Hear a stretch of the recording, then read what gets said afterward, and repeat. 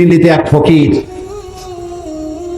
ভিক্ষা করতেছিল আর বলতেছিল, একটা পয়সা দিলা দে রে রাম, একটা পয়সা দিলা দে রে রাম।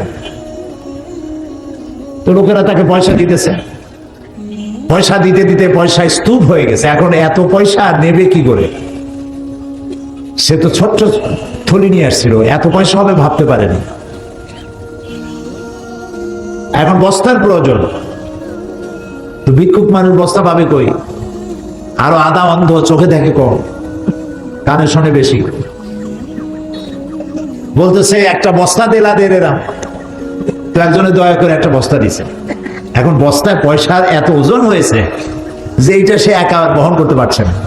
তখন বলতেছে একটা ঘোড়া দিলা দে রে রাম। বলতেছে ঘোড়া আর দেয় কে? এমন সময় এক পুলিশ যাচ্ছিল একটা ঘোড়ায় সাওয়ার হয়ে, এই ঘোড়াটা নিয়ে কোথাও যাচ্ছিল, ঘোড়ার একটা বাচ্চা হয়েছে। এখন ঘোড়া টানবে, নিজে চড়বে না বাচ্চা টানবে, মুসিবতে পড়ে গেছে। আর পাশেই দেখো একজন ঘোড়া চাইতেছে। পুলিশ তাকে ডেকে বলি, দাঁড়া, ইয়ে ঘোড়া আপনার কাঁধা বেলে। এখন ওই পুলিশের তাড়া খেয়ে ঘোড়াটারে কান্দে করছে, কান্দে করে বলছে, উল্টা সমঝিলি রে রাম, আমি চাইছিলাম ঘোড়া আমার দিবা, আমি ঘোড়ার পিঠে সওয়ার হয়ে পয়সা নিয়ে যাবো, আর আস্তা ঘোড়াটা আমার কাঁধের উপর উঠাই দিলা তুমি। দুর্নীতি দমন করার জন্য তারা গান বাজনা, ওপেন কনসার্ট, শাস্তি, জেল, জরিমানা, জুলম ইত্যাদি পাইকারি দরে করতে লাগলো। হেলিকপ্টারে উঠা মাইক্রোস্কোপ যন্ত্র লাগাইয়া কোথায় কোথায় দুর্নীতি আছে তালাশ করতে লাগলো। শেষ পর্যন্ত দেখা গেল যিনি দুর্নীতি খুঁজতেছেন তিনিও এর থেকে কতটা মুক্ত সেটাও প্রশ্নবিদ্ধ। আমি বলতেছি না যে তারা দুর্নীতিবাজ, আমি বলছি না, প্রশ্নবিদ্ধ। মূল যে বিষয়টা ছিল সে বিষয়টা ছিল যে দুর্নীতি দূর করতে পারবে যে কিতাবখানি, সেই কিতাব থেকে আমরা দূরে। এই কিতাবখানি তো অবতীর্ণ হয়েছিল এমন একটি সময়, যে সময় মানুষ চুরি করত, ডাকাতি করত, জেনা করত, ব্যভিচার করত। ব্যভিচারের জন্য একটা মেয়ে প্রয়োজন, মহিলা প্রয়োজন। সে মহিলাটি, সে নারীটি কার বউ, কার মেয়ে, কার স্ত্রী, কার মা, দেখার কোনো প্রয়োজন পড়তো না। এই ছিল তাদের অবস্থা। সেই যুগে কোরআন অবতীর্ণ হওয়ার পর এই কোরআনের আলোতে, এই কোরআনের কারণে যারা ছিল চোর, ডাকাত, নারীর ইজ্জত এবং সম্ভ্রম হরণকারী, সেই লোকগুলি নারীর সম্মানের পাহারাদার হয়ে গেল। তো আমি তো, লোকেরা আমাকে আন্দাজে মুফাসসিরে কোরআন বলে, আসলে তো আমি কোরআনের তালিব, কোরআনের ছাত্র। মুফাসসিরে কোরআন হওয়ার যে যোগ্যতা থাকা দরকার সেটা আমি এখন অর্জন করতে পেরেছি বলে মনে হয় না। আমি কোরআন শরীফ খুঁজতে লাগলাম, আমার কাছে ধরা পড়লো অন্তত 1000 খানেক আয়াত আছে শুধু বিজ্ঞান সম্পর্কিত। আজকের বিজ্ঞান যে কথাগুলি বহু পরিশ্রম, বহু মেধা খরচ করে, বহু বিলিয়ন, মিলিয়ন, ট্রিলিয়ন ডলার খরচ করে যে তথ্য আবিষ্কার করছে, সে কথাগুলি আল্লাহ রাব্বুল আলামিন 1450 বছর আগে এই কোরআনে কারীমের মধ্যে আগেই বলে রেখেছেন। সুবহানাল্লাহ।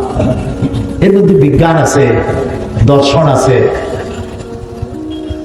ইতিহাস আছে, সব আছে, কি নাই? এর মধ্যে মাত্র 500 আয়াত হচ্ছে হুকমে শরঈ, হালাল এবং হারাম, বৈধ এবং অবৈধ সম্পর্কে আছে 500 আয়াত। মোট আয়াত সংখ্যা কত? এটা আপনাদের মুখস্থ কথা, 6666। কিন্তু যারা গুনেছেন তারা এর মধ্যে মতবিরোধ করেছেন, কিছু কম বেশি আছে। হোক, আমাদের ধারণাই যদি 6666 হয় বা এর থেকে কিছু কম বেশি হয়, তাহলে আমি বললাম 500 আয়াত হচ্ছে বৈধ অবৈধর ব্যাপারে। তাহলে বাকি হাজার হাজার আয়াতগুলি কি? বাকি আয়াতগুলি হচ্ছে ইতিহাস, বিজ্ঞান, পারিবারিক নীতি, রাষ্ট্রীয় নীতি, যুদ্ধনীতি, সন্ধিনীতি, চুক্তিনীতি, সব সমস্যার সমাধান। কাকে আগে বসাবেন, কাকে পিছে বসাবেন, কাকে কোথায় জায়গা দেবেন, তাও মনে শরীফে বলা হয়েছে। কি নাই, কাকে কি সম্মান দিবেন, পারিবারিক ভাবে কাকে কি সম্মান দিবেন, কাকে কতটা ভালোবাসবেন, মরে গেলে পরে জমিন কারে কতটুকু দিবে? আছে না সব কোরআনে? বলেন আছে না? সব সবের মধ্যে আছে। সেই কোরআন থেকে আমরা পিছলে গেছি, দূরে গেছি। আমি ভূমিকা দিচ্ছি, তাফসিরে যাচ্ছি একটু পরে, অসুবিধা হচ্ছে না তো? জানতে হবে, বুঝতে হবে। আমাদেরকে বলা হয়েছে, বোঝানো হয়েছে কোরআন এইটা আমরা বুঝবো না, এটা খুব কঠিন, এইটা আরো বড় আমাদের কাজ। খামোখা গুণা বাড়ায় লাভ কি? এই কত গুণা, আরো কোরআন শরীফ পড়ি, আরো গুণা বাঁধাবো। তার থেকে রোজার মাস আসুক, এ কোরআন খতম করো। আর কিভাবে খতম করে? জোরে আর পড়ে গল্প করে রোজার পরে। আমার পুত্রবধূ 7 খতম, আমার মেয়ে 9 খতম, আমার স্ত্রী 13 খতম, আর আমি না পড়িয়া এমনি খতম। আচ্ছা আপনি বলেন, কোরআন শরীফ খতম করার জন্য নাজিল হয়েছে? কোথায় আছে যে কোরআন শরীফ খতম করলে আপনি সব, আপনার সব থেকে বড় সব হচ্ছে কোরআন খতম করা? হ্যাঁ, কোরআন পড়লে তো সব হবেই, নিঃসন্দেহে হবে, কিন্তু সব হবে কখন? যখন আপনি পড়বেন, বুঝবেন আর আমল করবেন, তখন না আপনি সবটা পাবেন। এসব কথা বুঝতে কি কষ্ট হয়? সুবহানাল্লাহ বলি। এখন কোরআন আমরা বুঝি না। আল্লাহ তাআলা বলছেন, আফালা ইয়াতাদাব্বারুনাল কুরআনা আম আলা কুলুবিন আকফালুহা। তোমরা কোরআন, আরে ভাই এদেরকে তাড়া দেন কেন? এরা তো অনেক ভালো কাজ করে। জি, এরা দারুণ ভালো কাজ করে। এরা তিলে তাল বাড়াইতে পারে, তালকে অদৃশ্য করে দিতে পারে। যারা সাংবাদিকতা করেন ওনারা, আপনারা এই খবরটাকে সিলেটের মধ্যে রাখবেন না, এই খবরটাকে সারা বাংলাদেশ জানতে পারবে। আলহামদুলিল্লাহ বলুন। তাদের জন্য দোয়া করা দরকার। মরুভূমির রাখালগুলি রাখালগিরি করে বেড়ায়, চুরি করে, ডাকাতি করে বেড়ায়। মরুভূমির রাখালগুলি ন্যায় বিচারক বাদশা হয়ে গেল। মরুভূমির রাখালগুলি, পথচারী মরুচারী লোকগুলি, হাইজাকা লুটেরাগুলি এ কোরআন শরীফের সংস্পর্শে এসে তারা ন্যায় বিচারক বাদশা হয়ে গেলেন। তারা দিগ্বিজয়ী সেনাপতি হয়ে গেলেন। তারা ন্যায় বিচারক বিচারপতি হয়ে গেলেন। সুবহানাল্লাহ। আমাদের দুর্ভাগ্য, এই কিতাবটারে চিনতে পারিনি। এই কিতাবের সাথে আমাদের সম্পর্ক কমে গিয়েছে। আপনাদের অত্যন্ত প্রিয় ওয়াইজ মুফাসসির মাওলানা আবু তাইব সতপুরি সাহেব সুন্দর ভাবে কথাগুলি বুঝাইছেন। এই কোরআন থেকে দূরে সরার কারণেই শুধু মুসলমান জাতি নয়, গোটা পৃথিবীর, গোটা মানব জাতি আর যে ধস নেমেছে মনুষ্যত্বে, ধস নেমেছে নৈতিকতা, ধস নেমেছে সভ্যতা, এই সবটির একটি কারণ এই কোরআন থেকে বিচ্ছিন্ন হয়ে যাওয়া। আমি 3টা ভুলের কথা বলবো। কয়টা ভুল?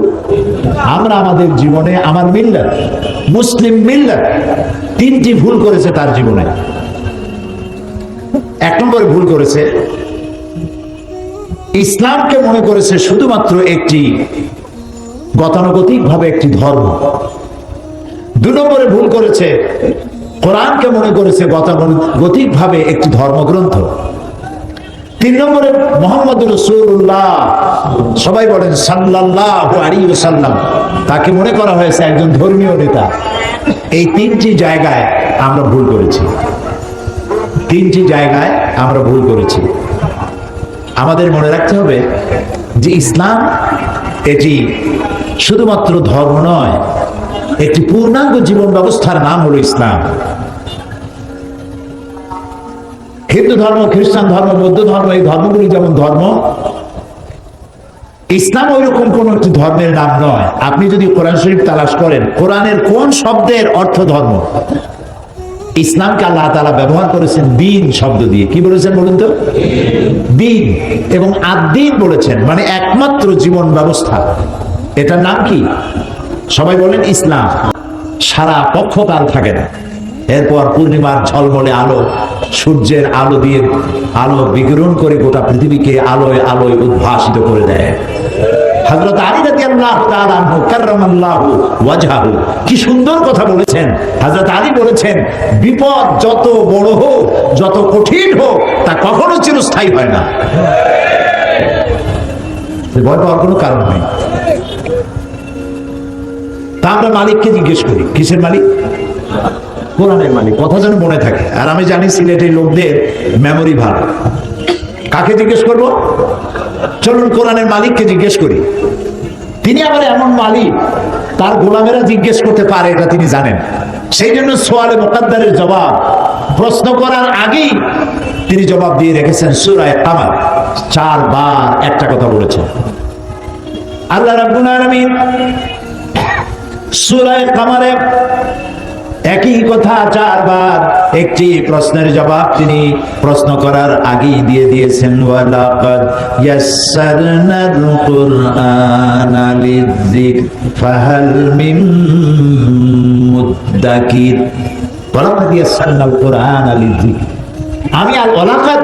আমি অবশ্যই নিশ্চয়ই কোরআনকে মানুষের কাছে বোঝার জন্য সহজ করে দিয়েছি।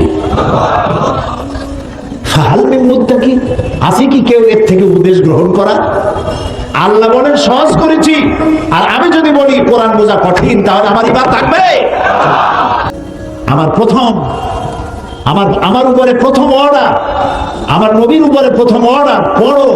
আমি জিজ্ঞেস করতে চাই সিলেটের সুশিক্ষিত অধিবাসীদেরকে, বলুন তো পৃথিবীর কোন ধর্মগ্রন্থে আছে পড়ো এই কথা দিয়ে শুরু হয়েছে? আছে কোন ধর্ম?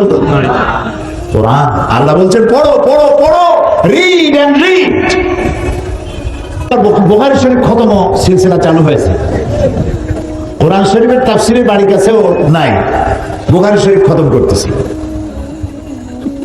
আপনারা মাদ্রাসাগুলি তালাশ করে দেখেন, তাফসীরের ক্লাসে ছাত্র কম, হাদিসের ক্লাসে ছাত্র বেশি। শাইখুল হাদিস তো পাওয়া যায়, কিন্তু শাইখুল তাফসীর পাওয়া যায় না, যথেষ্ট অভাব। শাইখুল হাদিস বললে মানুষ কি করবে দিশা করতে পারে না সম্মানের ঠেলায়, কিন্তু শাইখুল তাফসীর খুঁজেও পাওয়া যায় না, আর পাইলে পরেও ওই মর্যাদা হয় না যা শাইখুল হাদিসের হয়। এটা তো ঠিক যে হাদিস হচ্ছে কোরআনের ব্যাখ্যা। হযরত আব্দুল্লাহ ইবনে মাসউদ রাদিয়াল্লাহু তাআলা আনহু বলেছেন, আমরা যখন কোন হাদিস উল্লেখ করি তখন বুঝতেই হবে আমি কোরআনের ব্যাখ্যা করতেছি। সুবহানাল্লাহ বলেন। হাদিস হচ্ছে কোরআনের, বলেন না কেন? আমার বড় অভ্যাস আমার শ্রোতাদেরকে আমার সাথে রাখা, কথা বললে সাথে থাকে, আর কথা না বলাইলে মন চলে যাবে জিন্দে বাজারে, আর আমি বুঝতে বাজার বক্তৃতা করবো, এটা কথা। তা আমি সেই জন্য সাথে রাখতে চেষ্টা করি। আপনারা রাগ করেন না তো? এই কোরআনে কারিমের মধ্যে 5 ওয়াক্ত নামাজের কথা আছে, ওয়াক্তগুলি বলা আছে, কিন্তু জোহরে কয় রাকাত, আসরে কয় রাকাত, মাগরিবে কয় রাকাত তা কি কোরআন শরীফে আছে? বলেন আছে? নাই। আমাকে নামাজ পড়তে হলেই যেতে হবে কোথায়? হাদিসের কাছে। নামাজ যে পড়তে হবে এটা বুঝলাম কোথায়? কোরআন শরীফে। এখন পড়তে হবে কিভাবে, ওইটার জন্য যেতে হবে কার কাছে? হাদিসের কাছে। আমাকে যাকাত দিতে বলা হয়েছে। স্বর্ণ রৌপ্য জমা করো না, যাকাত দাও। অর্থ সঞ্চয় করো না, যাকাত দাও, এটা এখানে বলা আছে। কিন্তু সোনা কতটুকুন হলে দেব, রূপা কতটুকুন হলে দেব, গরু কয়টা হলে দেব, ধান কয় মন হলে দেব, তা কি আছে কোরআনে? আরে ভাই কথা বল, আছে? সবাই না জানলে আলেমরা তো জানেন, ওলামারা বলবেন, আমার কথা ভুল হলে তাও বলে দেবেন। তাহলে আমি যাকাত দিতে হবে এটা ফরজ জানলাম, দেব কেমনে সেইটা জানার জন্য কোথায় যাবো? হাদিসের কাছে যাব। হজ করতে হবে এটা আমি হাদিস কোরআন থেকে জেনেছি, কিন্তু কয়বার, কয়টা শত, কয়টা চক্কর দিলে তওয়াফ হবে, সাফা মারওয়া কি করব, রমি হেজার কেমনে করব, রমি জেমার কেমনে করব, এরপরে আমি উকুফে আরাফা কেমনে করব, মুজদালিফায় কি করব, এই সব বিবরণ কি আছে এখানে? নাই। কোথায় পাই না? হাদিসে পেয়েছি। জুমার নামাজ পড়তে হবে বলা হয়েছে, জুমার দিন ফাসআউ ইলা যিকরিল্লাহ এই পর্যন্ত বলা শেষ। কিন্তু জোহরের নামাজ পড়ি যেই সময়, ওই সময় তো আমি কি পড়ি? জুমার নামাজ পড়ি। ফরজ কয় রাকাত পড়ি? তাও কথা বলি 2 রাকাত পড়ি। এই যে 2 রাকাত পড়লাম, ওই সময় আগের দিন জোহরের নামাজ কয় রাকাত পড়ছি, এই 2 রাকাত পাইলাম কই? হাদিসে পেয়েছি, হাদিসে পেয়েছি। সুতরাং আমাকে তো আগে জানতে হবে কোরআন, তারপরে যাবো আমি হাদিসে। আগে কোনটা জানতে হবে? কোরআন। জোরে বলুন কোনটা? সেই জন্য আল্লাহ তাআলা বারবার বলেছেন, আফালা তাআকিলুন, আফালা তুবসিরুন, আফালা ইয়াশউরুন। কতবার বলেছেন, মাথায় গিলু নাই, ব্যাক কর, তোমার আকল নাই, বুঝ নাই, বোঝো না? আফালা তাতাফাক্কারুন, চিন্তা করো না, গবেষণা করো না এই কোরআন নিয়ে? দুনিয়ার কোন বই পড়ার জন্য আউযুবিল্লাহ পড়া বাধ্যতামূলক নয়, এমনকি কোরআন শরীফ পড়তে বিসমিল্লাহ পড়াও বাধ্যতামূলক নয়। কিন্তু ওয়াইজা কারাআতাল কুরআনা ফাস্তাইজ বিল্লাহি মিনাশ শাইতানির রাজীম, যখন কোরআন পড়বে ফাস্তাইজ আমরের ছিগা, যখন কোরআন পড়বে আউযু বিল্লাহি মিনাশ শাইতানির রাজীম পড়া ওয়াজিব। ওয়াজিব তরক করবেন বুঝে শুনে, ওয়াজিব তরক করার গুনাহ হবে। আপনি